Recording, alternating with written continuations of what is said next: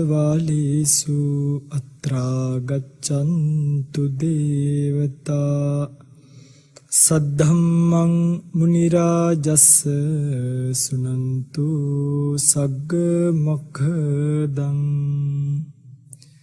ධම්මස්සවන කාලෝ අයං බදන්තා ධම්මස්සවන කාලෝ අයං බදන්තා ධම්මස්සවන කාලෝ අයං බදන්තා නමෝ තස් භගවතු අරහතු සම්මා සම්බුද්දස්ස නමෝ තස් භගවතු අරහතු සම්මා සම්බුද්දස්ස නමෝ තස් භගවතු අරහතු සම්මා සම්බුද්දස්ස අභික්ඛන්තං භෝගෝතම අභික්ඛන්තං භෝගෝතම සය්‍යතාපි භෝගෝතම නිකුජ්ජිතං වා උක්කුජ්ජේය පටිච්චන්නං වා විවරේයති.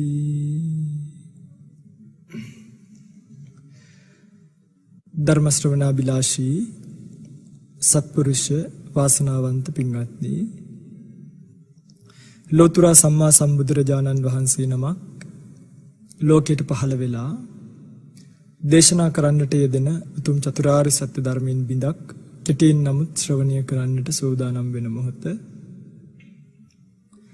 මේ වෙලාවේ කවුරුත් බොහොම ඕනෑකමින් යුක්තව ධර්ම දේශනාව ශ්‍රවණය කළ යුතුයි. එහෙන බණපදයක් ගානීම නුවණින් මනසිකාර්ය කරමින් මේ උතුම් ධර්ම දේශනාව තුළදීම අපටත් උතුම් මාර්ගඵලයක් අවබෝධ වේවා කියන සත්පුරුෂ ප්‍රාර්ථනාවෙන් ධර්ම ශ්‍රවණය කළ යුතුයි. පින්වත්නි, ධර්ම දේශනා කිහිපයකදී අපි සාකච්ඡා කරන්නට යෙදුනා පහුගිය කාලේ බුදුරජාණන් වහන්සේ නමක් ලෝකෙ පහළ වුණාට පස්සේ ඊට සම්මුඛව මිනිසත් බවක් ලැබපු ඇත්තන් මේ තථාගත බුදුරජාණන් වහන්සේ විසින් දේශනා කරන්නට යෙදුණු ධර්මය අවබෝධ කරගන්න යනකොට ඒ ආයුතු වැඩපිළිවෙල කුමක්ද, ශාසනයකින් ගත යුතු පරම නිෂ්ඨාව කුමක්ද, ඒ පරම නිෂ්ඨාව සාක්ෂාත් කර ගැනීම තුළ සංස්කාර පිළිබඳව වූ ඇලීම දුරු වෙන්නේ කොහොමද, ඒ ඇලීම දුරු වීම තුළ උපාදානීය නිරෝධ වෙන්නේ කොහොමද, උපාදානීය නිරෝධ වීම තුළ භවය නිරෝධ වෙන්නේ කොහොමද, භව නිරෝධය තුළ ජාති නිරෝධ ආදී ජරා මරණ ශෝක පරිදේව ආදී දුක්ඛිත තත්වයන් නිරුද්ධ වෙන්නේ කොහොමද කියන කාරණාව පිළිබඳව සැකවින් විස්තර කළා. ඒ ධර්මදේශන අවසානයේදී සිහිපත් කළා මතු ධර්මදේශනාවන් වලදී භාවනා කර්මස්ථානයක් ඇසුරින් මේ මානසික විපර්යාසය චින්තන විප්ලවය සිදුවන්නේ කොහොමද කියන කාරණාවත් දීර්ඝ වශයෙන් විස්තර කරලා දෙන බවට. ඉතින් අද දවසේ යොදාගන්නේ මේ මානසික විපර්යාසය ඇති කර ගැනීමට යන සත්පුරුෂයන් විසින්, වාසනාවන්තයන් විසින් අනුගමනය කළ යුත්තේ කුමන ආකාරයක වැඩපිළිවෙලක්ද, ඒ අනුගමනය කරන වැඩපිළිවෙල තුළ මේ මානසික විපර්යාසය සිදු වෙන්නේ කොහොමද කියන කාරණාව දිගින් දිගටම විස්තර විග්‍රහ කරලා දෙන්න. මේකට එක්තරා විදිහකට කියනවා භාවනා කර්මස්ථානයක් කියලා. ඒකට ඇයි මේකට භාවනා කර්මස්ථානයක් කියන්නේ කියන එක ටිකක් අතරමඟදී පැහැදිලි කරලා දෙන්නම්. පින්වත්නි, අපි මේ ලෝකේ ජීවත් වෙනකොට අපිට බොහෝ වෙලාවට සංඥාවන් විපරීත වෙලා තමයි දැනෙන්නේ. හරියට අර ඉස්සර අශ්වයෙකුට කොළ තනකොළ ටිකක් කවන්න ඕනි වුණාම කොච්චර වේලිච්ච තනකොළ තිබ්බත් කණ්ණාඩියක් කොළ පාටින් හදලා කොළ පාටින් මොන හරි දාලා ඒ කණ්ණාඩියෙන් බැලුවට පස්සේ අශ්වයාට අර වේලිච්ච තනකොළ උනත් කොළ පාටින් පේන විදිහට හදලා දුන්නොත් ඒ අශ්වයා හිතන්නේ ඒක කොළ තනකොළ ටිකක් කියලා. කොළ තනකොළ ටිකක් කියලා හිතලා අර වේලිච්ච තනකොළ ටික කනවා වගේ මේ දුක්ඛිත ලෝකය සැප විදියට පේන නිසා හරියට අර කණ්ණාඩියෙන් පේනවා වගේ. වේලිච්ච තනකොළ හොඳ තනකොළ කියලා කණ්ණාඩියෙන් පේනවා වගේ මේ වේලිච්ච ලෝකය හොඳ තැනක් කියලා දැනෙනවා නම්, මේ දුක්ඛිත ලෝකය සැප තැනක් කියලා දැනෙනවා නම්, අන්නේ සැප තැනක් කියලා දැනෙන ලෝකය එහෙම සැපයි කියලා දැනෙන්නෙම සංඥාව වැරදිච්ච නිසා. කියන්නේ අනිත්‍ය දේවල් නිත්‍ය විදියට ගන්නවා, අසුබ දේවල් සුබ විදියට ගන්නවා, අනාත්ම දේවල් ආත්ම විදියට ගන්නවා, දුක දේවල් සැප විදියට ගන්නවා. මෙන්න මේ කියන සංඥා විපර්යාසය නිසා, මෙන්න මේ කියන විපරීත සංඥාව නිසා බොහෝ දෙනෙක් ලෝකයට අහු වෙලා, බොහෝ දෙනෙක් ලෝකයේත් එක්ක ඔට්ටු වෙනවා, බොහෝ දෙනෙක් ලෝකයේත් එක්ක හැප්පෙනවා. ඉතින් මෙන්න මේ හැප්පෙන, පෙරලෙන, රණ්ඩු වෙන ගතිය දුරු කරන්න නම් වෙන මොකක්වත් හිරේ විලංගුවේ දාලා හරියන්නේ නැහැ. අතපය කට බැඳලා හරියන්නේ නැහැ. කල යුතු එකම දේ තමයි පින්වත්නි, සංඥාව නිවැරදිව දැනෙන ආකාරයට තමන්ගේ හිත සකස් කිරීම. උදාහරණයක් විදිහට දැන් එතකොට අපිට සංඥා පහළ වෙන්නේ කොහොමද කියන එක කල්පනා කරමුකෝ. දැන් ඔයත්තන්ට මම කියනවා මහනුවර කියලා. මහනුවර කිව්වට පස්සේ ඔයත්තන්ට මතක් වුණේ කොයිද කියලා ඇහුවා. බොහෝ ඇත්තෝ කියන්නේ මහනුවර කිව්වට පස්සේ මතක් වෙන්නේ දළදා මාලිගාව ස්වාමීනි. ඇයි මහනුවර තියෙන්නේ දළදා මාලිගාව විතරක්ද? මහනුවර ස්පිරිතාලේ නැද්ද? පේරාදෙණිය කියලා කිව්වොත් පේරාදෙණිය ඔයත්තන්ට මතක් වෙන්නේ මොකද්ද? බොහෝ ඇත්තෝ කියනවා පේරාදෙණිය කියවම අපිට මල්වත්ත මතක් වෙනවා කියලා. ඇයි පේරාදෙණියේ තියෙන මල්වත්ත විතරයිද? අනුරාධපුරය කියලා කිව්වොත් බොහෝ ඇත්ත කියන්නේ නේද අටමස්ථානය මතක් වෙනවා, රුවන්වැලි මහා සෑය මතක් වෙනවා, ජයසිරි මහා බෝධිය මතක් වෙනවා. හැබැයි මම ඔයත්තන්ගෙන් අහුවොත් ඇයි අනුරාධපුරේ පොළ නැද්ද? අනුරාධපුරේ බස් නැවතුම් පොළ නැද්ද? අනුරාධපුරේ මහරෝහල නැද්ද? ඇයි ඔයත්තන්ට අටමස්ථානය මතක් වුණේ? ඇයි ඔයත්තන්ට රුවන්වැලි මහා සෑය මතක් වුණේ? ඇයි ඔයත්තන්ට ජයසිරි මහා බෝධිය මතක් වුණේ? මම මෙහෙන් වචනේ පිට කරනකොටම ඔයත්තන්ට ඔයත්තෝ ඒත් එක්ක පුරුදු කරලා තියෙන දේවල් නේද? ඔයත්තෝ අනුරාධපුරේ කිව්වම වැඩිපුර අපි අසුරු කරලා තියෙන්නේ මොකද්ද හිතින්? රුවන්වැලි මහා සෑය, ජයසිරි මහා බෝධිය, අටමස්ථානය. ඒ නිසා මම මෙහෙන් අනුරාධපුර කියන වචනේ කියනකොටම ඔයත්තන්ට මතක් වෙන්නේ ඔයත් වැඩිපුර අසුරු කරපු දේවල්. එතට මං කියනවා අම්මා කියලා. අම්මා කිව්වම ඔයත්තන්ට මතක් වුණේ කාවද? තම තමන්ගේ අම්මාව මතක් වුණා. ඇයි අම්මා කිව්වම තම තමන්ගේ අම්මාව මතක් වුණේ? ඇයි අපි බොහෝ වෙලාවට අම්මා කියන වචනයත් එක්ක වැඩිපුර අසුරු කරලා තියෙන්නේ අපේ අම්මව. අපේ අම්මාගේ රූපයයි මට අම්මා කිව්වම මතක් වෙන්නේ. අන්න ඒ වගේ අපි සංසාර ජීවිතේ සහ මේ ජීවිතේ වැඩිපුර අසුරු කරපු දේවල් අපිට ලෝකයා දකින්නකොට, ලෝකේ අරමුණු වෙනකොට, වචන ඇහෙනකොට, රූප දකින්නකොට මතක් වෙනවා. උදාහරණයක් විදිහට අපි දැන් රූපයක් දකිනවා. රූපය දකින්නකොට අපිට මේ රූපය අනිත්‍යයි කියලාද වැඩිපුර මතක් වෙන්නේ නිත්‍ය හැඟීමකින්ද? දුකක් කියලාද වැඩිපුර මතක් වෙන්නේ සැපක් කියලා? හොඳ ලස්සන අපි හිතමුකෝ ඉන්දියාවෙන් ඔය රංගපාන නිලියක් ගෙනාවා කියලා. දැන් මේ නිලියව දකින්නකොට ඔයත්තන්ට වැඩිපුර එන්නේ සැප හැඟීමක්ද දුක හැඟීමක්ද? නේද? සුභ හැඟීමක්ද අසුභ හැඟීමක්ද? අර රූපේ නිකන් එහෙම ආටෝප කරගෙන ඉන්න ලස්සන දැකලා අපිට එන්නේ අප්පොයි මේක කුණු ගොඩක් නේ, මේක පිළිකුල් ගොඩක් නේ, මේක ඇටසැකිල්ලක් නේ කියලා මතක් වෙනවද? එහෙමත් නැත්නම් අනේ කොච්චර ලස්සන කොණ්ඩයක්ද, කොච්චර ලස්සන හමක්ද, කොච්චර ලස්සන රූපයක්ද කියලා මේ පැත්තට මතක් වෙනවනේ. අන්න මානසිකාර්ය වෙවි එන්නේම අර අපි වැඩිපුර මෙනෙහි කරපු දේවල්. මොකද අපි මේ වෙනකම් පින්වත්නි අපි උපදිච්ච දා පටන් අපේ අම්මලා තාත්තලා පවා අපිට ගැන්වුවේ ඕවනේ. අන්න පුතේ ලස්සන කෙනෙක්, අන්න පුතේ කැත කෙනෙක්, අන්න අරයා වගේ ලස්සන වෙන්න, මෙන්න මෙයා වගේ කොණ්ඩේ වවන්න, අන්න අරයා වගේ කොණ්ඩේ පාට කරන්න, මෙන්න මේ වගේ පවුඩර් ටිකක් ක්‍රීම් ටිකක් ගාලා පිළිවෙලකට ඉන්න කියලා අපේ අම්මලා පුංචි කාලේ ඉඳන් අපිට කියලා දුන්නේ මේ ශරීරයේ ලොම් තියනවායි, කෙස් තියනවායි, දත් තියනවායි, නිය තියනවායි, ඇටසැකිල්ලක් තියනවායි කියලා දුන්නේම වැරදි පැත්තට. වැරදි පැත්තට කියලා දීම කොච්චරක්ද කියනවනම් පින්වත්නි අද අපිට කොච්චර මේ ලෝකේ වැරදිලාද කියලා කල්පනා කරලා බලන්න. අසුබ දේවල් සුබ විදියට කල්පනා කර මනුෂ්‍ය ජීවිත ඉක්මවනවා. අනිත්‍ය දේවල් නිත්‍ය විදියට කල්පනා කර මනුෂ්‍ය ලෝකෙ ඉක්මවනවා. අසුබ දේවල් සුබ විදියට කල්පනා කර මනුෂ්‍ය ජීවිත ඉක්මනවා. එහෙනම් මෙන්න මේ විපරීත සංඥාව දුරු කරන්නයි බුදුරජාණන් වහන්සේ යෝනිසෝ මනසිකාරය නැත්නම් භාවනාව කියන එක යොදලා දුන්නේ. යෝනිසෝ මනසිකාරය නැත්නම් භාවනාව තුලින් අන්න අපිට පුළුවන්කමක් ලැබෙනවා අපිට මේ වැරදිලා තියෙන සංඥාව නිවැරදි එකක් බවට පත් කරගන්න. කොහොමද? මෙන්න මෙහෙම. පින්වත්නි ඔබ හිතන්නකෝ අපිට හොඳ ගෙයක් තියෙනවා. ඔය ගෙදර දැන් අපි හිතමුකෝ අපිට කවුරු හරි කෙනෙක් කිව්වා දක්ෂ ජ්‍යොතිෂ්‍යවේදියෙක් මේ ගෙදර බොහොම හොඳ ගයක්. මේකේ දොර පිහිටලා තියෙන පැත්ත හොඳයි. මේකේ උළුහව පිහිටලා තියෙන පැත්ත හොඳයි. මේකේ කුස්සිය තියෙන තැන හොඳයි, සාලිය තියෙන තැන හොඳයි කියලා හොඳ කියනවා. දැන් හිතන්නකෝ ඇත්තටම මොකක් හරි හේතුවක් උඩින් ඔය ගෙදර එකලඟ මලගෙවල් ටිකක් වුණා කියලා. ඉතින් කො අම්මා මැරෙනකොට තාත්තා නැති වෙනවා. තාත්තත් නැති වෙනකොට දුවටත් අසනීප වෙනවා. දැන් කෙනෙක් කවුරු හරි ඇවිල්ලා කිව්වොත් මේ ගෙදර පොඩි ප්‍රශ්නයක් තියෙනවා. දැන් ඔහොමනේ අපි සාමාන්‍ය ජීවිතේ නේද? අම්මා ලෙඩ වුණාම උලහුව මාරු කරලා බලනවා. අම්මා ලෙඩ වුණාම දොර මාරු කරලා බලනවා මේ පැත්ත හරියන්නේ අර පැත්තෙන් තියාගෙන හරියනවාද කියලා. ඉතින් මෙන්න මේ වගේ විකාර කරන සමාජයක් බවට මේකපත් උනේ පින්ගන්නේ. මේක තේරුම් ගත්තේ නැති නිසා. දැන් මේ වගේ ඇත්තටම එකලඟ අපිට කරදර ටිකක් ආවොත් කවුරු හරි ජ්‍යොතිෂ්‍යවේදියෙක් කිව්වොත් මෙන්න මෙහෙම එකක් තියෙනවා. උළුහුවේ තමයි ප්‍රශ්නේ තියෙන්නේ. උළුහුව මාරු කරන්න ඔය ගේ තියෙන තැන හොඳ නැහැ කියලා. එදා ඉඳන් අපේ මනසේ දුවන්නේ කොයි වගේ එකක්ද? මේ කොච්චර ධර්මයේ විශ්වාස කළත් කොච්චර මොන දේවල් විශ්වාස කළත් මගේ පින්වත්නි අපි විශ්වාස කරන්නේ දැන් මොකක්ද? අන්න අපි විශ්වාස කරන්නේම දැන් අර ජ්‍යොතිෂ්‍යවේදියා කියනවා. ඉස්සල්ලා මට මේ ගේ දැක්කම හොඳයි කියලා හිතුණා. හැබැයි දැන් මට මේ ගේ දකින්නකොට හිතෙන්නේ අප්පොයි හොඳ නැති ගයක් විකුණලා දාන්න ඕනි ගයක් වගේ. ඉස්සල්ලායි මට මේ ගේ හොඳයි කියලා හිතුනේ.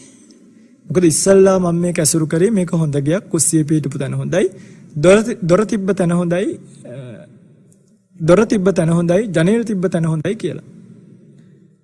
හැබැයි කාලයක් යනකොට ගෙදර ප්‍රශ්න වැඩි වෙන්න කෙනෙක් මට කිව්වා දොර තියෙන තැන හොඳ නෑ, ගේ තියෙන තැන හොඳ නෑ, උළුහව තියෙන තැන හොඳ නෑ.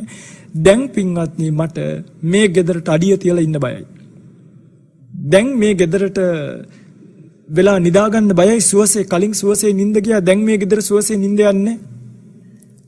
අන්න ඒ වගේ ලෝකයේ පිළිබඳව සුබ සංඥාවක්. ඒ කියන්නේ ලෝකේ හපොයි, ඉතින් ලස්සනයි, කේස කල්යාණිය, දන්ත කල්යාණිය, චවි කල්යාණිය කියලා ලස්සන කෙස් කලඹක් කිය, ලස්සන දත් ටිකක් කිය, ලස්සන හම ටිකක් කිය, ලස්සන ඇස් දෙකක් කිය කියලා රූපයට නොවටිනාකම් දුන්න නිසා, මේ නොවටිනා රූපයට වටිනාකම් දුන්න නිසා අදත් පින්වත්නි අපි පාරට බහැලා රූප දකින්නකොට අපිට ඇති වෙන්නේ සුබ සංඥාවක්. ගෙදර එක්කන් යන්න තියෙනවා නම් හොඳයි, වැළඳ ගන්න තියෙනවා නම් හොඳයි.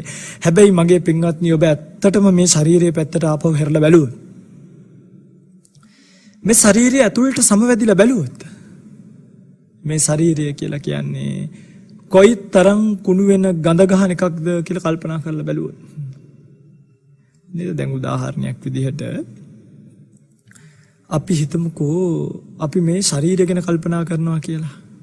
දැන් පින්වත්නි ඔබෙන් ඇහුවොත් මම බලන්නකො මේ ලෝකය කේශ කල්යාණිය කියනවා, දන්ත කල්යාණිය කියනවා, චවි කල්යාණිය කියනවා, රූප කල්යාණිය අරකයි මේකයි කියලා රූප සුන්දරිය කිය එහෙන් තෑගි දෙනවා, අරහෙන් සම්මාන දෙනවා, මෙහෙන් කිරුළු පලන් දුනවා, කෝටි ගණන් තෑගි දෙනවා. මොකටද මේ තෑගි දෙන්නේ? ශරීරයේ තියෙන ලස්සනටද? එහෙම කියලා හිතනවා නම් ශරීරය කියන්නේ ඇත්තටම ලස්සන එකක්ද කියලා කල්පනා කරලා බලන්න. ශරීරය කියන්නේ ඇත්තටම වටිනා එකක්ද කියලා කල්පනා කරලා බලන්න. පිටින් තමන්ගේ ශරීරය කොච්චර වටිනවද කියලා තමන් ඔන්නම පැත්තකට වෙලා ඉඳගෙන කොහොමද කිව්වේ? ඉද බික්කවේ බික්කු අරඤ්‍යගතෝවා රුක්කමූලගතෝවා ශුඤ්ඤාගාරගතෝවා ඉතිපටි සංචික්කති. මෙන්න මෙහෙම කල්පනා කරනවා. කොහොමද? උද්දං පාදතල අදෝකේස මත්තක තචපරියන්තම් පූරන් නානප්පකාරස්ස අසුචිනෝ පච්චවෙක්කති. දැන් පින්වත්නි අපි සාමාන්‍යයෙන් ජීවත් වෙන්නේ, ඔබ හිතන්නේ ඔබ මිනිස්සෙක් වගේ ජීවත් වෙනවා කියලාද? නෑ, ඔබට කකුල් දෙකක් තියෙනවා, අත් දෙකක් තියෙනවා, ඇස් දෙකක් තියෙනවා, කටක් තියෙනවා, නහයක් තියෙනවා. ඔබ මිනිස්සෙක් කියලා හිතනවා ඇති. හැබැයි පින්වත්නි හොඳට මතක තියාගන්න අපි තාමත් ජීවත් වෙන්නේ ඌරු මානසිකත්වයකින් නම්. ඉතින් මම ඔයයන්ට ඔප්පු කරලා පෙන්නුවොත් තාමත් ජීවත් වෙන්නේ ඌරු මානසිකත්වයකින් කියලා පෙන්නුවොත් මිනිස්සෙක් වුණාට ඌරෙක් වගේ ජීවත් වෙන්නේ. හොඳට කල්පනා කරලා බලන්න. අපි පාරේ යනවා. අපි පාරේ යනකොට අසුචි ගොඩක් දකිනවා. අපිට ඇති වෙන්නේ සතුටක්ද දුකක්ද? හප්පේ කාලෙකින් දැක්කේ කියලා මතක් වෙයිද? අප්පෝ සුබ සංඥාවක් දැක්කා කියලා මතක් වෙයිද? එහෙම මතක් වෙයිද? ගෙදර අරයි යන්න ඕනේ කියලා මතක් වෙයිද? එහෙම මතක් වෙන්නේ නැහැ. මොකද අසුචි ගොඩක් කියලා කියන්නේ ජරා ගොඩක්. ඒක දැක්කහම ඇතිවිය යුත්තේ සතුටක්ද දුකක්ද? දුකක්. පැහැදිලිවම දුකක්. හැබැයි ඔන්න දැන් බලන්නකෝ ඔය අසුචි ගොඩම අපේ පස්සෙන් එන ඌරෙකුත් දකිනවා. ඌරෙකුත් අපේ පස්සෙන් එනවා කියලා හිතන්න. එනකොට ඌරු පැටියෙකුත් ඔය අසුචි ගොඩම දකිනවා.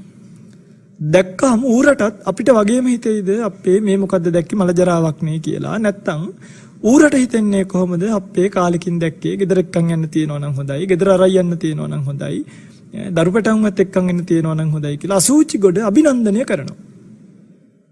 හරිද?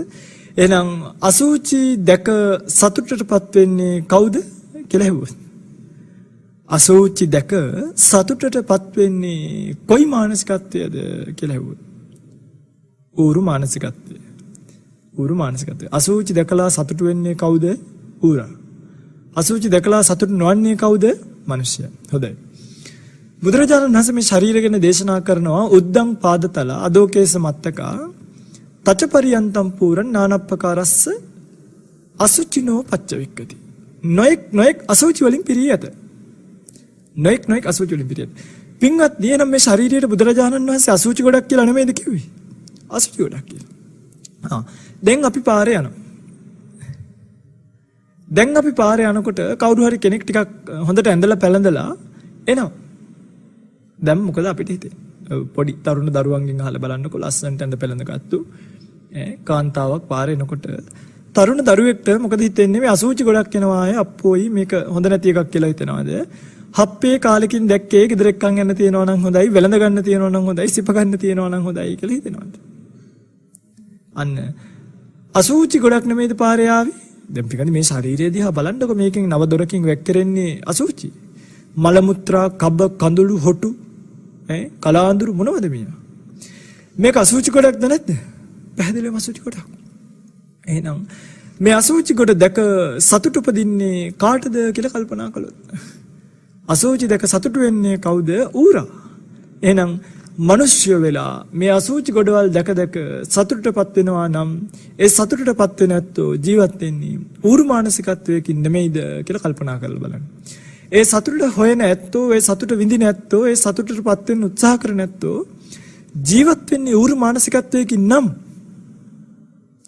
ඔහු ලැබපු මනුෂ්‍ය භවෙන් ඔහු වැඩක් අරගෙන නැහැ. ඇයි? තාමත් ජීවත් වෙන්නේ තිරිසන් මානසිකත්වයකින් පින්වත්නි. ඒ නිසා මගේ පින්වත්නි මේ තිරිසන් මානසිකත්වයකින් ජීවත් වෙන ජීවිතේ නැති කරන්න. අසුචි කොට දැකලා සතුටටපත් වෙන මානසිකත්වය දුරු කරන්න. අසුචි කොට ගැන මේ ශරීරය ගැන අත්තිමස්මින් කායේ කේසා ලෝමා නකා දන්තා තචෝ මන්සන්නහාරු අට්ටි අට්ටි මිජ්ජං වක්කං හදයන් යකණං කිලෝමකං පිහකං පප්පාසං අන්තං අන්ත ගුණං කිය දෙරියං කරීසං පිත්තං සෙම්හං පොබ්බෝ ලෝහිතං සේදෝ මේදෝ අස්සවසාදී වශයෙන් මේ කොටස් 32 හොඳට කටපාඩම් කරගන්න. මේකට කියනවා කුණප කොටස් 32 කියලා.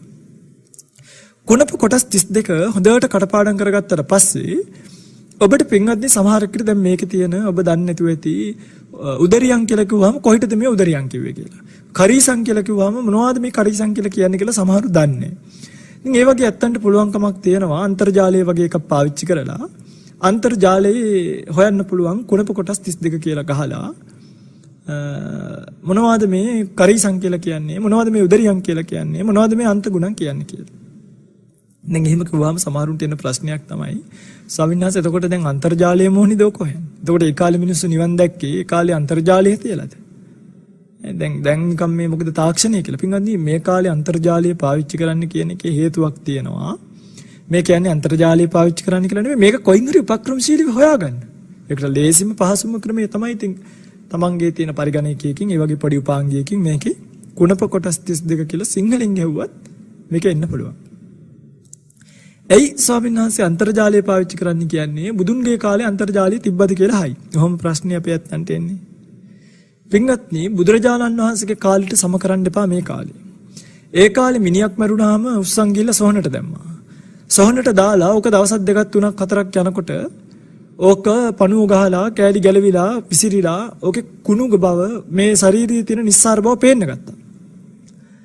ඊට පස්සේ කනත් ගාවින් යන ඇත්තෝ ඒකේ ගඳ දැනෙනවා, ඒකේ තියෙන අසුබ සංඥාව වැඩෙනවා. මිනිහක් කුණු වෙලා ඒක දිහා බලනකොට මගේ පින්වත්නි ඒ ඇත්තන්ට නිකම්ම දෙයනේ මේ සලකන ශරීරයේ මෙච්චර ගඳයිද කියලා කල්පනාව ආවා. ආය අමුතුවෙන් මේ කෙස්ලොම් නියදත් සම්මස්නහර කිය වෙන වෙනම කල්පනා කරන්න උවමනාවක් ඒ ඇත්තන්ට තිබ්බේ? ඒ ඇත්තන්ට තිබ්බේ නැහැ. හේතුව එදා ඒ ඇත්තන්ට පරිසරය සකස් වෙලා තිබ්බ බුද්ධෝත්පාද කාලයක බුදුරජාණන් වහන්සේ ජීවමාන කාලයක වටිනාකම මේකයි. හැබැයි අද බලන්නකෝ අද මරණයක් වුණාට පස්සේ එදා වගේ සොහනට ගිහිල්ලා දාලා අසුබය වැඩෙන විදිය පිළිවෙතක් තියනවාද? අද නැත්තම් නේද? ඉන්නකම් වැරහැලි කෑලි ඇඳගෙන කවදාවත් හොඳ ඇඳුමක් ඇඳපු නැති ඇත්තන්ට පවා අද මරුණාට පස්සේ හොඳ ඇඳුමක් අඳවලා මල් ඔසරියකුත් අඳවලා මල් බොකියකුත් අතර දීලා තමයි මිනි පෙට්ටිය වන්නේ. ඒක දැක්කහම අසුබ සංඥාව කෙසේ වෙතත් අපිටත් මැරෙන්න නම් හිතෙනවා. ඒ තරම් ඒක ලස්සනයි මිනි පෙට්ටිය වටේට ලයිට් වැල් දාලා මූණටත් එළිය වැටෙන්න පුංචි ලයිට් දෙකක් දෙපැත්තෙන් තියලා එකලා ගෙදර කට්ටියත් එක්ක එකතු වෙලා කියනවා අත්තම්ම ජීවත් වෙලා හිටියට වඩා ලස්සනයි මැරුණට පස්සේ. මේ හුස්ම ටික හිර වෙලා පපුව හිර වෙලා සෙම ටික හිර වෙලා මැරුණේ. ඒ මිනිස්සයා මැරෙන්න විඳපු දුක වේදනාව දන්නේ නැහැ. ඒ කට සුපර් ග්ලූ ගාලා ඉඳකට වලින් මහලා තියෙන්නේ කියන එක ඔබට කල්පනා වෙන්නේ නැහැ.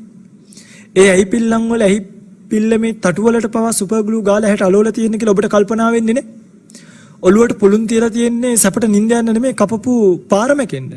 එළියට ගලන ඕජස් ටික නවත්ත ගන්න. ඔය ලස්සන්ට අන්දලා කරලා තිබ්බට නිකන් යට කරලා විතරක් තියෙන මිනි ඇඳුම ගලවල බැලුවොත් බෙල්ල ගාව ඉඳන් යටි බඩ ගාවට වෙනකන් කපපු මෙහුම් පාරක දකින්න පුළුවන්කම තියෙනවා. ඔය මිනිහක් කපන වෙලාවක ඒ වගේ තැනකට ගිහිල්ලා බලන්න මේක කැපුවට පස්සේ මේකෙන් කොයිතරම් ජරාව වයින් කරනවද කියලා. කුඩා බඩ වැල කියයි, මහ බඩ වැල කියයි, අක්මාව කියයි. ලේ බාල්දියක් විතර අයින් කරනවා. පුංචි දේවල් කපලා අන්තිමට ලී කුඩු පුරවලා රෙදි කෑල්ලකුත් ඔබලා අර පොල් මහනවා වගේ ලොකු ඉදි කට්ටකින් මහලා තමයි ඔය ඇඳුම අඳවලා අතපය කඩලා ඇඟිලි මහලා කටවල් මහලා කන් වලට සුපර් ග්ලූ දාලා පුළුන් ඔබලා එවන්නේ. එහෙම වෙන ශරීරය ගැනත් අපේ ඇත්තෝ කියනවා අපේ ඉතින් බලන්නකෝ ජීවත් වෙලා හිටියට වඩා ලස්සනයි කියලා. ඉතින් ඒ නිසා පින්වත්නි අද කාලේ වෙනකොට මේක විකෘති වෙලා. අද කාලේ වෙනකොට මේක විපරිණාම ස්වභාවයටපත් වෙලා. ඒ නිසා අද වෙනකොට අර ඒ වගේ උපක්‍රමයකින් තමයි අපිට මේ මානසිකාරයට අවශ්‍ය කරන කරුණු කාරණා ටික හොයාගන්න පුළුවන්කම ලැබෙන්නේ. ඒ නිසා ඔබේ පළවෙනි ක්‍රියාකාරකම තමයි මෙන්න මේ මානසික පෙරළිය කරන්න යන ඔබේ පළවෙනි ක්‍රියාකාරකම තමයි මේ කොණප කොටස් 32 හොයාගන්න. කේසා, ලෝමා, නකා, දන්තා, තචෝ, මන්සං ආදී වශයෙන්. ඊට පස්සේ මේ වගේ සිංහල තේරුම කටපාඩම් කරන්න. උදාහරණයක් වශයෙන් අපි බලමු පළවෙනි කොටස් පහ ගැන කතා කරලා. කේසා කියලා කියන්නේ කෙස් වලට. ලෝමා කියලා කියන්නේ ලොම් වලට. නකා කියලා කියන්නේ නියපොතු වලට. දන්තා කියලා කියන්නේ දත් වලට. තචෝ කියලා කියන්නේ හමට. ඉතින් ඔන්න යෝගාවචරය මොකද කරන්නේ? නිහඬ පරිසරයකට ගිහිල්ලා ඉඳ ගන්නවා. ඉඳගෙන හෝ කොහොම හරි කමක් නැහැ. නිහඬ පරිසරයකට ගිහිල්ලා භාවනා ඉරියව්වකින් ඉඳගෙන ඇස් දෙකත් වහගෙන තමන් එක්ක ගනුදෙනුවක්. මොකක්ද මේ ගනුදෙනුව? ඇත්තද බුදුරජාණන් වහන්සේ කියපු කතාව මේ gedara ප්‍රශ්නයක් තියෙනවද කියලා මේ හොයන්නේ. මේ gedara උළුහුව තියෙන විදිය වැරදිද කියලා මේ හොයන්නේ. කලින් කිව්වට හොඳයි කියලා, කලින් සුබයි කියලා හිතන් හිටියට, කලින් මේක චවි කල්යාණී කියලා හිතන් හිටියට, කේස කල්යාණී කියලා හිතන් හිටියට, දන්ත කල්යාණී කියලා හිතන් හිටියට, ඇත්තටම මේක දන්ත කල්යාණියක්ද කියලා මේ කල්පනා කරන්නේ. ඇත්තටම චවි කල්යාණියක්ද කියලා කල්පනා කරන්නේ. ඇත්තටම කේස කල්යාණියක්ද කියලා මේ කල්පනා කරන්නේ. කොහොමද කල්පනා කරන්නේ? මෙන්න මෙහෙම. මේව මතක තියාගන්න ඕනේ. ඔන්න දැන් පළවෙනි එක කිව්වා කොටස් 32 කටපාඩම් කළා. දෙවෙනි එක මේකේ සිංහල අර්ථ හොයාගන්න. ඒ වගේම මේක තියෙන කොටස් එක කියන්නේ දැන් පිත කියලා කිව්වහම පිත කියන්නේ මොකටද කියන කාරණාව ගැන හොයාගත්තා. ඊළඟට කරන්න තියෙන්නේ මේ එක කොටසින් එක කොටස ගන්නවා. අපි හිතමුකෝ කෙස් ගත්තා කියලා උදාහරණයක් විදියට. ඔන්න කල්පනා කරනවා වන්න සන්ටාන ගන්ධේහි ආසයෝ කාසතෝ තත. මේ පාලි ටික කියන්නේ නේව මතක තියාගන්න. මේ වගේන් තමයි ධර්මයේ රසවත් වෙන්නේ. මේ වගේන් තමයි ධර්මය බොහොම හොඳට කටපාඩම් හිටින්නේ මතක හිටින්නේ. නේද? අපි කටපාඩම් කරගන්නත් ඕනි මේ ධර්මයේ. සුතා දතා වචසා පරිචිතා මනසානුපෙක්කිතා. අහන්න ඕනි, ධාරණීය කරගන්න ඕනි, කටපාඩම් කරගන්න ඕනේ. වචනේ කටපාඩම් කරන්න ඕනේ. වචසා පරිචිතා. හතරවෙනියට තමයි තියෙන මනසානුපෙක්කිතා. පස්වෙනියට තියෙනවා දිට්ඨිය සුප්පටි විද්දා. අන්න යෝනිසෝ මනසිකාරයෙන් නිසා දෘෂ්ටි ඍජු වෙන ආකාරය පිළිබඳව එතන දේශනා කළා. ඒ නිසා හොඳට මේ කොටස් 32 පැටලිල්ලක් නැතුව දැන් ඔය විසුද්ධි මාර්ග වගේ ග්‍රන්ථවල නම් සඳහන් කරලා තියෙනවා මේක ආරෝහණ අවරෝහණ ආදී වශයෙන් ලොකු කාරණාවක්. හැබැයි ඉතින් ඔබ දක්ෂයෙක් නම් ඔබ වීරවන්තයෙක් නම් ඔබ උත්සාහවන්තයෙක් නම් ඔබට මේක පැය භාගයකින් කටපාඩම් කරන්නත් පුළුවන්. විනාඩි 15කින් කටපාඩම් කරන්නත් පුළුවන්. කටපාඩම් කරගෙන ඉවර වෙලා වන්න සන්ටාන ගන්ධේහි ආසයෝ කාසතෝ තත. ඔන්න කල්පනා කරනවා වර්ණ වශයෙන්, සටහන් වශයෙන්, ගන්ධ වශයෙන්, පිටලා තියෙන දේ වශයෙන්, අසුරු කරලා තියෙන මේ හැදිලා තියෙන දේ වශයෙන්. ඇසුරු කරලා තියෙන තැන වශයෙන් සහ හැදිලා තියෙන දේවල් වශයෙන් මානසිකාරය කරනවා. කොහොමද අපි එක උදාහරණයක් බලමු. ඔන්න කෙස් ගත්තා. ඔන්න යෝගාවචරය ඉඳගෙන කල්පනා කරනවා මගේ කෙස් මම හිතන් හිටියට සුන්දර එකක් කියලා කෙස් කියන්නේ ඇත්තටම සුන්දර එකක්ද කියලා කල්පනා කරනවා. ඔන්න එතකොට තේරෙනවා වර්ණය කෙස් වල වර්ණය බලන්න පින්වත්නි. දැන් කෙස් වල වර්ණය කළු පාටයිනේ. දැන් ඇත්තටම කෙස් වල වර්ණය කළු පාටද? මේ සමහරක් තැන්වල නිකන් මල කඩ වගේ පාටක් තියෙනවා. ටිකක් වයසට ගියාම සුදු පාටටපත් වෙනවා. සමහරක් තැන්වල දින මැරිච්ච පාටක් කෙස් වල තියෙනවා. එතකොට අපි හිතමුකෝ කළු කියලා. ලෝකයේ ඔබ කැමති ඔබෙන් ඇහුවොත් ගොඩ කළු කෙනෙක්ටද නැත්නම් බොහොම නිකන් සුදු පාටට වර්ණවත් පාටට තියෙන දෙයකටද කියලා මං ඇහුවොත්. මිනිස්යන්ගේ පැත්තෙන් ගන්නකො මිනිස් රූප පැත්තෙන්. කළු කෙනෙකුටද කැමති සුදු කෙනෙකුටද කියලා කල්පනා කරලා බලන්න. එහෙනම් බොහෝ දෙනෙක් සුදු අයට කැමති මොකද කළු කියන්නේ ටිකක් පිළිකුල් සහගත පාටක් නිසා. ඒක තමයි ඇත්තම කතාව. ඒ කියන්නේ මේ කළු අයට නිନ୍ଦා නිග්‍රහ කරනවා නෙමෙයි. මේ නමුත් කාල වර්ණය කියන එක යම් තරමකට පිළිකුල් සහගතයි. ඒක තමයි ලෝකෙ හැදිලා තියෙන සම්මතය. ඒ නිසා එහෙනම් මගේ කොණ්ඩය ලෝකෙන් පිළිකුල් සහගතයයි සම්මත වෙච්ච පාටක් නෙමෙයිද තියෙන්නේ කියලා කල්පනා කරලා බලන්න. මේ කළු පාට සමහරකට මේ ඇත්තම කතාව තමයි දැන් කෙස් ලොම් නියදත් සම්මස්සාදීන්ගේ මුල් පහේ විශේෂයෙන්ම ටිකක් ඔය වර්ණ වශයෙන් අර හිමි පිළිකුල උපදින්නේ නැහැ. ඒක නිසා තමයි පහක් දීලා තියෙන්නේ පස්සාකාරයකට කල්පනා කරන්න කියලා. පස්සාකාරයට කල්පනා කරනකොට එක පැත්තකින් හරි මේ පිළිකුල උපදින්න පටන් ගන්නවා. ඔන්න කෙස් ගත්තා වර්ණ වශයෙන් බැලුවා. වර්ණ වශයෙන්ොත් මේක ෆේල්. කළුයි කියලා කියන්නේ ෆේල්. හරියට ෆේල් වෙච්ච වාහනයක් වගේ. ෆේල් වෙච්ච වාහනයක් අපි කවුරුත් ගන්නෑ වර්ණ වශයෙන් ගත්ත ගමන් මේක ෆේල්. ඉතින් මේ වයසක අපි උපාසක අම්මලා තාත්තලාට නම් මේක පින්වන්ත අම්මලාට නම් බොහොම වටිනවා. ඒ කාලේ නම් කළුයි දැන් නම් සුදු වෙලා නේද පෙන්නන එකනේ ඩයි ගගා ඔක හොඳ කරගන්න හදන්නේ. ඇයි සුදු වෙලා මලකඩ පාටක් ඇවිල්ලා ටිකක් මේක අප්‍රියජනක තත්ත්වයටපත් වෙලා.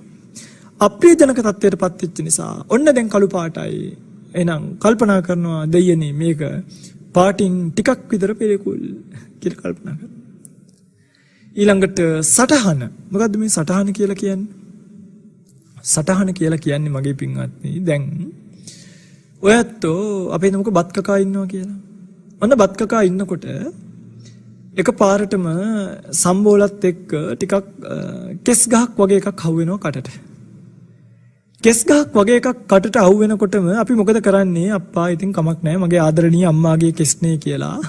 මගේ ආදරණීය නෝනාගේ මහත්තයාගේ කෙස් ගහක් වෙන්නේ නැති කියලා. ඔහේ කාගෙන යනවාද? ඔහේ කාගෙන යන්නේ නැහැ.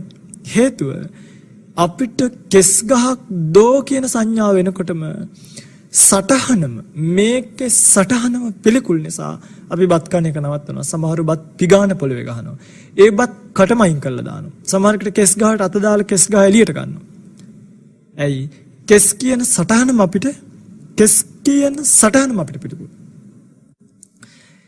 ඊට පස්සේ හිතන්නකෝ එළියට ගත්තේ පොල් කෙන්දක් කියලා. දැන් අපි කෙස් ගහක් කියලා හිතලා තමයි බත් කන එක නැවැත්තුවේ. හැබැයි ඕක පොල් කෙන්දක් වුණා නම් දැන් ඔය ඇත්තෝ බත් පිගාන පොළවේ ගහයිද? දැන් ඔය ඇත්තෝ බත් කට විසික් කරලා දාවිද? නෑ අර පොල් කෙන්දේ තවත් පොල් ටිකක් හරි ඉතුරු වෙලා තියෙනවනේ. ඒකත් හූරගෙන කාලා නිකා ඉන්නවා. එහෙනම් අන්න බලන්න කට ඇතුලේ තියෙනකොට කෙස් ගහක් කියන සටහනම සංඥාවම අපිට පින්වත්නි පිළිකුල් සහගත සටහනක් නිසා කන බත් පිට පවා පින්වත්නි පොළවේද දාන කන බත් එක පවා පොළවේ ගහන තත්වයකටපත් වෙනවා. ඇයි? කෙස් කියන්නේ පිළිකුල් එකක්. ඒක අම්මගේ වුණත් එහෙමයි, තාත්තගේ වුණත් එහෙමයි, නෝනාගේ වුණත් එහෙමයි, දුවාගේ වුණත් එහෙමයි. කාගෙත් කෙස් නම් පිළිකුල්මයි. අපි කැමති නෑ බත් එක්ක කෙස් ගන්න. ඇයි? මේකේ සටහනම පිළිකුල් එහෙනම්. කෙස් කියන සංඥාවම පිළිකුල් එකක්. සටහනම පිළිකුල් එකක්.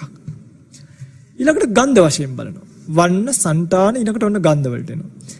ගන්ධ වලට එනකොට මම මේක ටිකක් වේගෙන් කියාගෙන යන්නේ කාල වේලාව විතර කරගන්න ඕනේ නිසා, තවත් කාරණා සිහිපත් කරන්න තියෙන නිසා.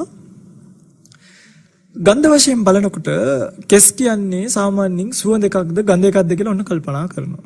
දැන් ඇත්තනම පින්වත්නි අපි බොහෝ වෙලාවට රැවටෙන කාරණාවක් තමයි කෙස් කියලා කියන්නේ බොහොම සුන්දර එකක් කියලා. දැන් අර බස් එකේ කවුරු හරි කෙනෙක් අපි හිතන්නකෝ කවුරු හරි කෙනෙක් බස් එකට නගිනවා. නැග්ගාම සන්සිල්ක් හරිය ඔය වගේ මොනවා හරි ෂැම්පු පැකට්ටයක් ඔළුවේ ගාගෙන ඕක හරියට හොද ගන්න නැතුව නැග්ගාම මේ කෙස් කලඹම සුවඳයි. හැබැයි මේ එන්නේ කෙස් වලින් එන සුවඳක් නෙමෙයි කියන ඔබට කල්පනා නොවෙනවා. ඔබට මේක කල්පනා වෙන්නේ නැහැ මේ ඉන්නේ සන්සිල්ක් එකේ සුවඳ කියලා. දැන් මොකද කරන්නේ? අප්පා බලන්නකෝ ෂෝක් කොණ්ඩයක්, සුවඳ කොණ්ඩයක්, සුන්දර කොණ්ඩයක් කිය අර කෙස් කලඹ වර්ණනා කරන. ඒ කියන්නේ ඒකට කියන්නේ කේශ කල්යාණිය කියලා. නේද? හැබැයි පින්වත්නි ඔබ මේ කෙස් ගහක් ගලවලා අරගෙන අද ගෙදර ගිහිල්ලා මේ කෙස් ගහක් පුච්චලා බලන්න. මේක කොච්චර මේක බර්න් වෙනකොට මේක පිච්චෙනකොට කොච්චර මේක ගඳද කියලා. අන්න පිච්චෙනකොට පවා මේ කෙස් ගහ හරියට පින්වත්නි ටයර් එකක් පුච්චනවා වගේ. හරියට රබර් සෙරප්පු කෑලි දෙකක් පුච්චනවා වගේ මේක කෙස් ගහ පිච්චෙනකොට එන ගඳ. එහෙනම් වන්න වශයෙන්ුත් මේක පිළිකුල්, සටහන් වශයෙන්ුත් මේක පිළිකුල්, ගන්ධ වශයෙන්ුත් මේ කෙස් කියන එක පිළිකුල් කියන සංඥාව මෙන්න ටිකින් ටික අපි පුරුදු කරනවා. වන්න සංඨාන ගන්ධ ආසව ඕකාස. ආසව කියලා කියන්නේ ඇසුරු කරගෙන තියෙන දේවල්. මොකක්ද මේ ඇසුරු කරගෙන තියෙන දේවල් කියලා කිව්වේ? පින්වත්නි මේ බලන්න. යම් කිසි කෙනෙක් අපිට හොඳ ගොටුකොළ ටිකක් ගෙනල්ලා දෙනවා. අපි හිතමුකෝ ගොටුකොළ මිටියක් ගෙනල්ලා දුන්නා කියලා. දෙනකොට බොහොම ස්වයංපෝෂිත ගොටුකොළ මිටියක් හරි ලස්සනයි, කොළේ හොඳට දිගෑරිලා පණුවෙක්වත් පේන්නේ නැහැ. බොහොම හොඳයි. දැන් අපි දන්න තරම් පින් දීලා අපේ දෙන්නේ වන් දකින්න හේතු වේවා කියලා මේක ගන්නවා. මේක ගත්තට පස්සේ අරයා යනවා. යනකොට මෙන්න මෙහෙම කියලා යනවා. ඕක බොහොම හොඳ ගොටුකොළ මිටියක්. හැබැයි ඕක මම ගලව ගත්තේ අපේ වැසිකිලි වල උඩ තියලා. අපි කියන්නේ ඩැමේජ් ජල කියලා. මේ වැසිකිලි වල උඩ තියලා තමයි ගලව ගත්තේ කියලා කියනවා. දැන් අපි මේ ගොටුකොළ මිටිය එයා ගියාට පස්සේ මොකද කරන්නේ? එයාගේ ඩැමේජ් වල උඩ තියලා නැත්තම් වැසිකිලි වල උඩ හැදිලා තියලා තමයි මේ ගොටුකොළ පඳුර ගලවගෙන තියෙන්නේ. දැන් අපි මේ ගොටුකොළ පඳුර කනවද කියලා කල්පනා කරන්නේ. ගොටුකොළ ටික උයාගෙන හරි මොකක් හරි කරගෙන කනවද? කන්නේ නැහැ. ඇයි කන්නේ නැත්තේ? කන්නේ නැති හේතුව තමයි ගොටුකොළ හොඳ වුණාට වැඩක් නැහැ. යට ඇසුරේ තියලා තියෙන්නේ අසුචි නිසා. අසුචි අනුසාරයෙන් හැදිච්ච ගොටුකොළත් පිළිකුල්. අන්න ඒ නිසා අපි ගොටුකොළ ටික කන්නේ නැහැ. ඒ වගේම තමයි මේ කෙස් කියන එක ගන්න, කෙස් කියන එක අරගෙන බලන්න මේ කෙස් ටික හැදිලා තියෙන්නේ කොහිද කියලා. හරියට අර අසුචි වල අනුසාරයෙන් හැදිච්ච, සාරවත් කරගෙන හැදිච්ච ගොටුකොළ මිටිය වගේ කෙස් කියන එකත් පින්ගන්නේ මේ ඔළුවේ ඇතුලේ ඉඳගෙන. ලේ, මස්, පිත, සරව ආදී තෙන් ඇසුරු කරගෙන හැදිලා තියෙන, ඒවා ඇසුරු කරගෙන පවතින හැමත් එක්ක ඇසුරු වෙලා පවතින යම්කිසි කුණප කොට්ටාසයක්. එහෙනම් කෙස් කියන්නේ හරියට අසූචි වල උඩ හැදිච්ච ගොටුකොළ මිටිය වගේ අසූචි ගොඩක් උඩ හැදිච්ච જાතියක් කියලා මතක් වුණොත් ඇසුරු කරගෙන තියෙන්නේ දරාදේව. අවසාන එක ඕකාස අවකාශය. මේ අවකාශය තමයි මේක සටහන් කළේ. ඊළඟට හැදිලා තියෙන මොනයින්ද කියන එක කල්පනා කරලා බලනකොට තමයි ඒක තේරෙන්නේ. අර කියපු කාරණාව හැදිලා තියෙන මොනයින්ද කියලා කල්පනා කළොත් දැන් ඔයත් දැකලා තියෙන ඉස්සර ගියා මට මතකයි ෂැම්පෝ වෙළඳ දැන්වීමක්. මේ ෂැම්පෝ වෙළඳ දැන්වීම යනකොට මේ ෂැම්පෝ වෙළඳ දැන්වීම පෙන්නනවා කෙස් ගහක්. ඒ ෂැම්පු ටික ඔළුවට දැම්මට පස්සේ කෙස් ගහ දිගේ උඩට යන බව. එතකොට මේ හැම කෙස් ගහකම පින්වත්නි පුංචි සිදුරක් වගේ එකක් තියෙනවා. මේ හැම සිදුරකම ලේ සරව ආදී දේවල් එකතු වෙලා මිශ්‍ර වෙලා ඒවා කවලම් වෙලා හැදිච්ච මහා ජරා අසුචි ගොඩක් තමයි මේ කෙස් ගහ කියලා කියන්නේ. මේ කෙස් ගහ ඇසුරු කරගෙන මේ හැදිලා තියෙන්නේ කෙස් ගහ සකස් වෙලා තියෙන්නේ අසුචි සරව මල මුත්‍රා ආදී දේවල් වලින්. එහෙනම් ඔන්න කෙස් ගැන කල්පනා කරනවා දෙයනේ වර්ණ වශයෙන්ුත් මේක හොඳ නැති එකක් නා. සටහන් වශයෙන්ුත් මේක පිළිකුල් සහගත එකක් නා.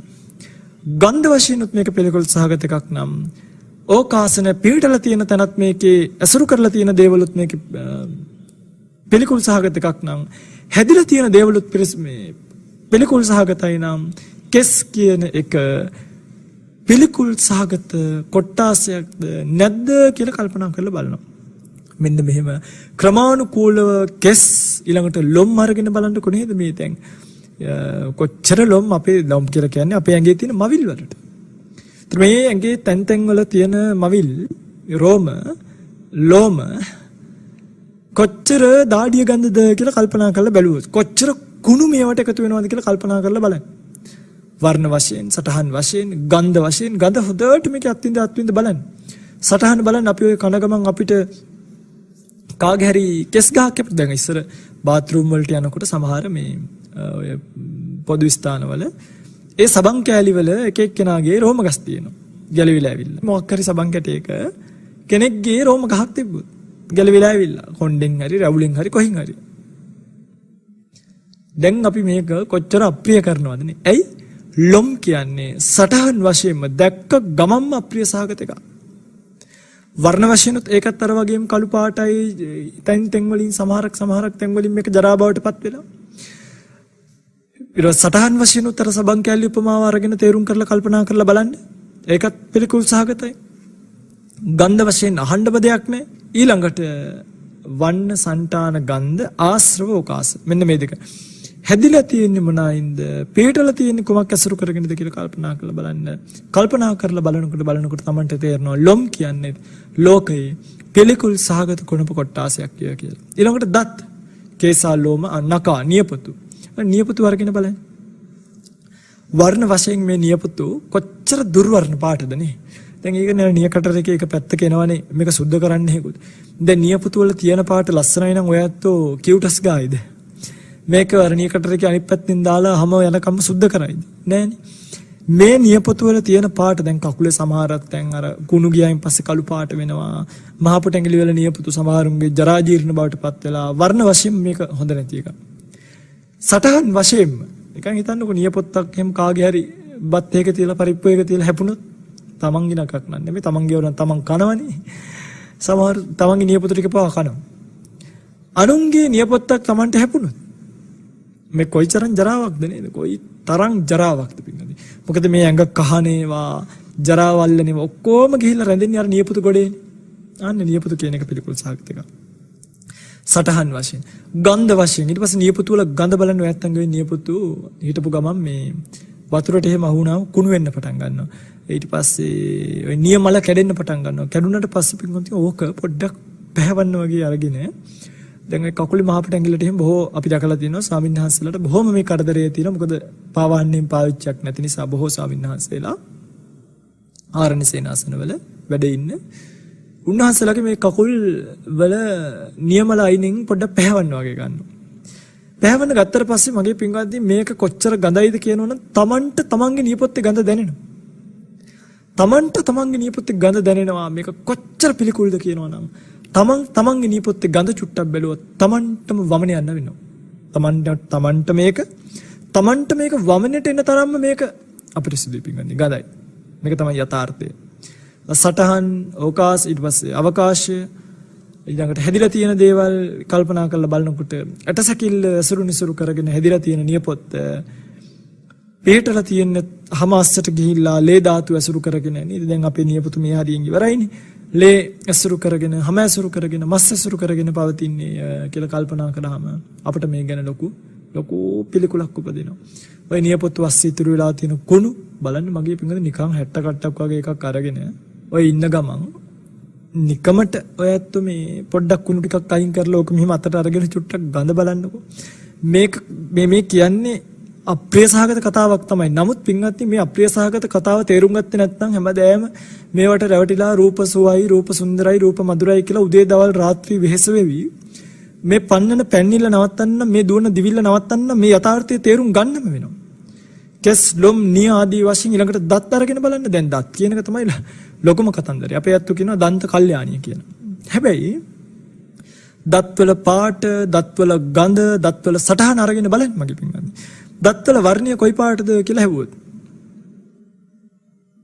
බොහෝ අත්තු කියන්නේ සුදු පාටයි කියලා. හැබැයි දත් සුදු පාටද කහට පාටද කියලා කල්පනා කරලා බලන්න. ඔන්න මෙන්න මේ නිවැරදිව කල්පනා කරන කෙනා මේ මම කියනවට කල්පනා කරලා බලන්න කියනවා නෙමෙයි මගේ පින්වත්නි.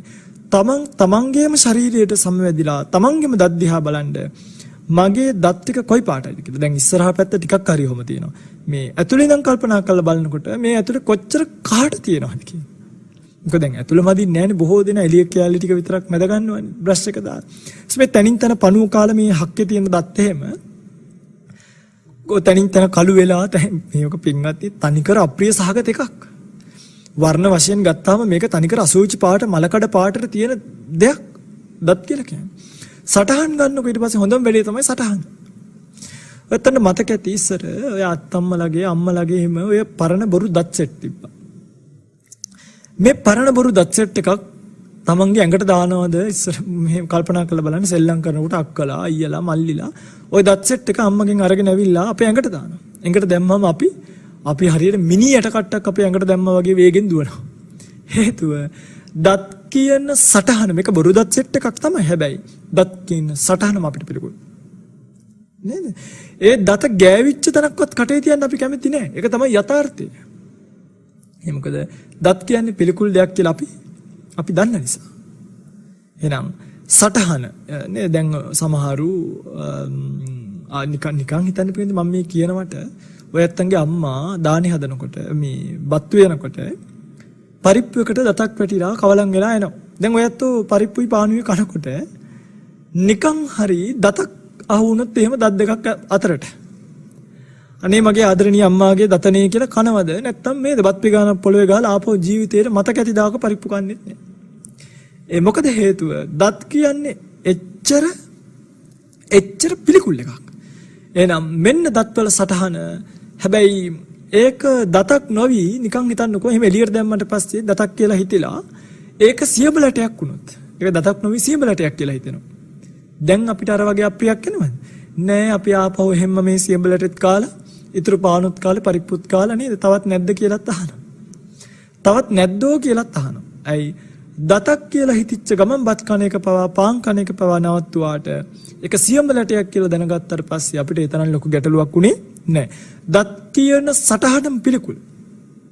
මෙන්න පින්වත්නි කල්පනා කරන්න ඕනේ. ඊළඟට ගඳ බලන්නකෝ. දත් කියන්නේ සුවඳ එකක්ද ගඳ එකක්ද කියලා කල්පනා කරලා බලන්න. දත් කියන්නේ සුවඳ එකක්ද ගඳ එකක්ද කියලා කල්පනා කරලා බලන්න දෙයක් නැහැ. උදේ දත් මැදලා නම් ගෙදරින් ආවේ දැන් තමන්ගේ දත් වලට අත තියලා තමන්ගේ අතේ තියෙන දුර්ගන්ධය බලන්න. මේ දතට ඔය ඇඟිල්ලක් තියලා ඒ ඇඟිල්ලේ තියෙන දුර්ගන්ධය බලන්න ඊට පස්සේ. ඉතින් උදේට මැදලා දවල්ට මැදලා රැයට මැද්දේ නැත්තම් රැය වෙනකොට දත් ටික ගඳයි. උදේට මැදලා දවල්ට බලනකොට දවල් වෙනකොට දත් ටික ගඳයි.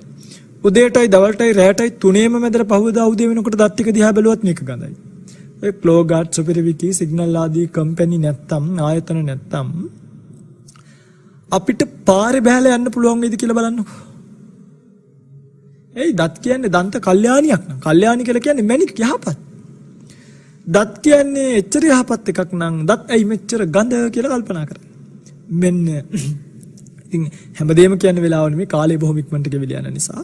ඉතින් මම මේ කිව්වේ මේක කල්පනා කරන්න ඕනේ විදිය ක්‍රමානුකූලව මේක කල්පනා කරනකොට තමන්ට මේක මතක් වෙනවා. තමන්ට මේක දැනෙන්න පටන් ගන්නවා. දෙයයනේ මම මෙච්චර කාලයක් ඔන්නෝම මම මේ දෙයයනේ කියන වචනේ කියන්නේ ඔබට මේ ඔබේ සාමාන්‍ය විවහාර භාෂාව මේක.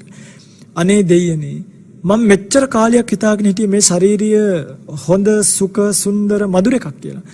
හැබැයි බලනකොට මේක අත්තිමස්මින් කාය යන්නේ කේසා ලෝමානකා දන්තා තචෝ කියලා මනසකාරය කරලා ඉවර වෙනකොට තමන්ට තමන්ගේ කය ගැන සිහියක් උපදිනවා. මේ කොටස් 32ම මනසකාරය කරනකොට 32ම ඕනිත් නැහැ සමහරුන්ට එකක් දෙකක් මනසකාරය කරනකොටත් මේක උපදිනවා. තමන්ට ඔන්න වෙනදා නොතිබ්බ නුවණක් වෙනදා නොතිබ්බ සිහියක් උපදිනවා.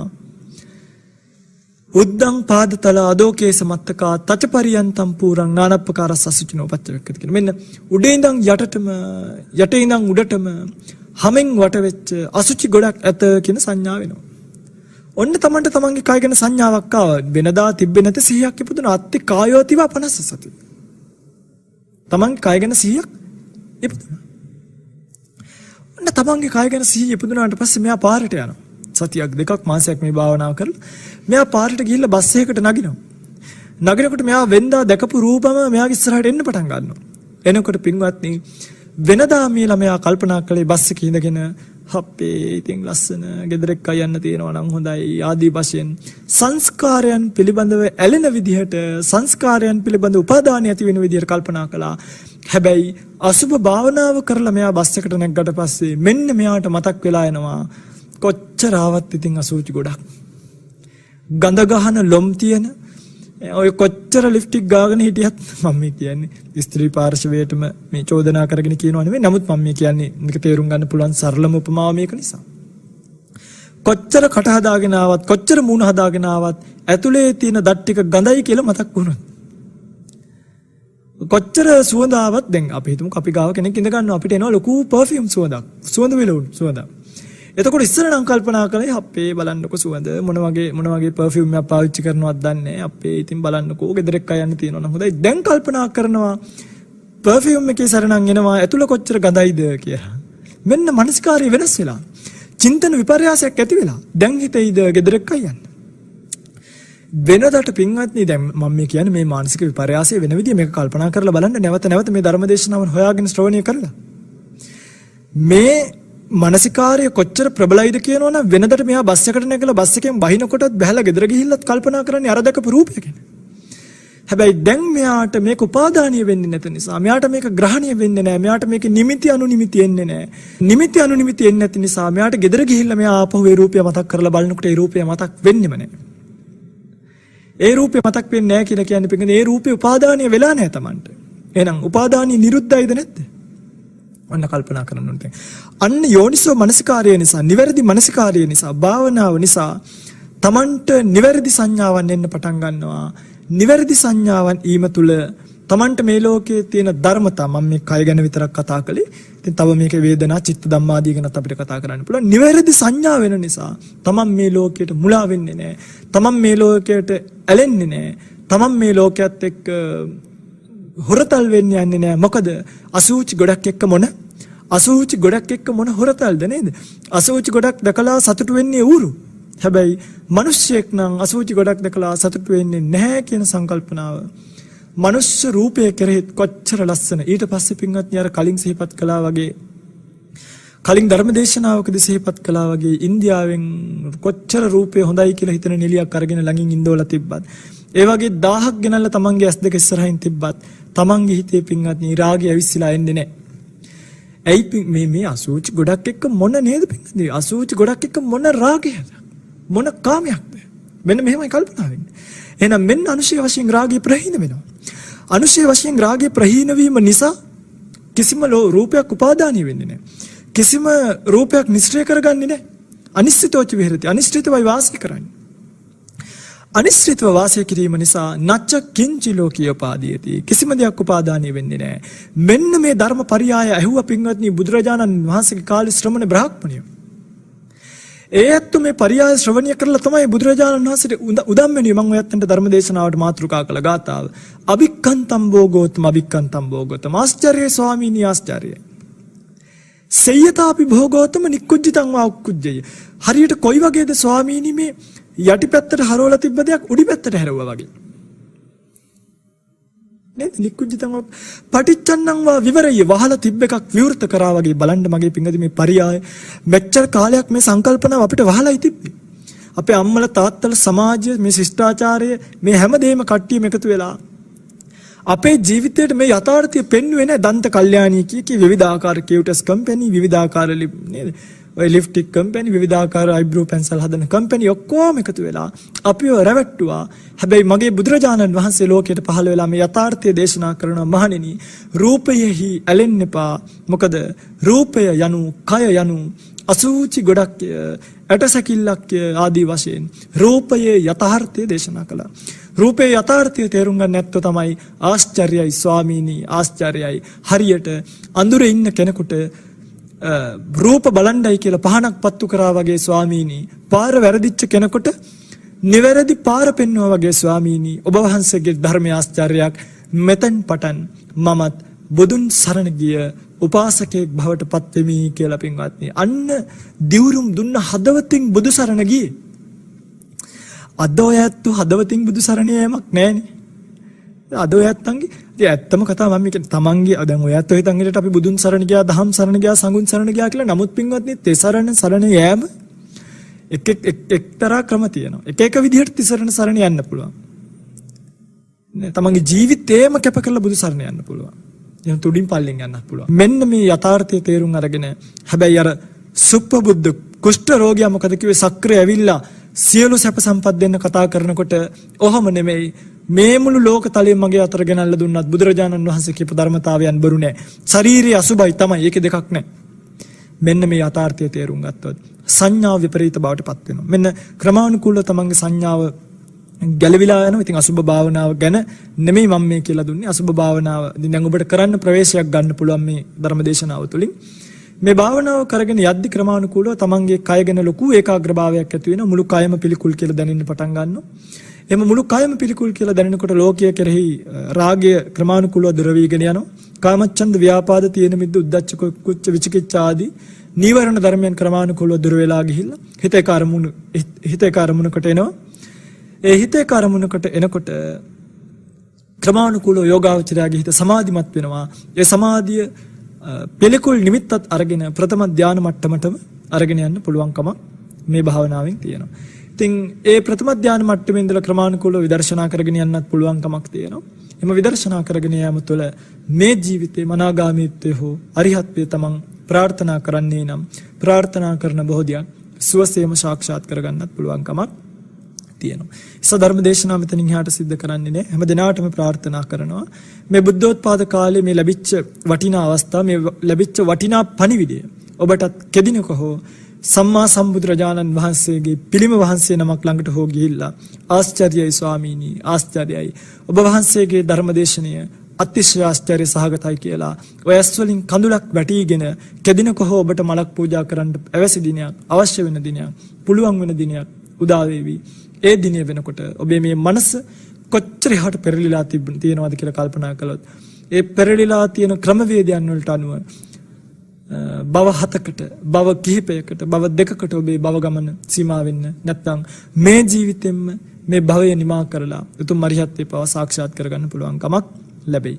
ප්‍රාර්ථනා කරන හැම දිනාටම ලැබුවා වූ ධර්මඥානය ප්‍රාර්ථනීය බෝධියකින්, සුඛපටිපදාවකින්, කිප්පවිඤ්ඤාවකින් උතුම් චතුරාර්ය සත්‍ය ධර්ම අවබෝධය පිණිසම පවතිවා. පාරමී බලයක් වේවා, පාරමී ශක්තියක් වේවා, පාරමී දම් පිරේවා කියලා ප්‍රාර්ථනා කරමු. හැම දිනාටම තෙරුවන් සරණයි. රාගක්ඛයෝ නිබ්බානං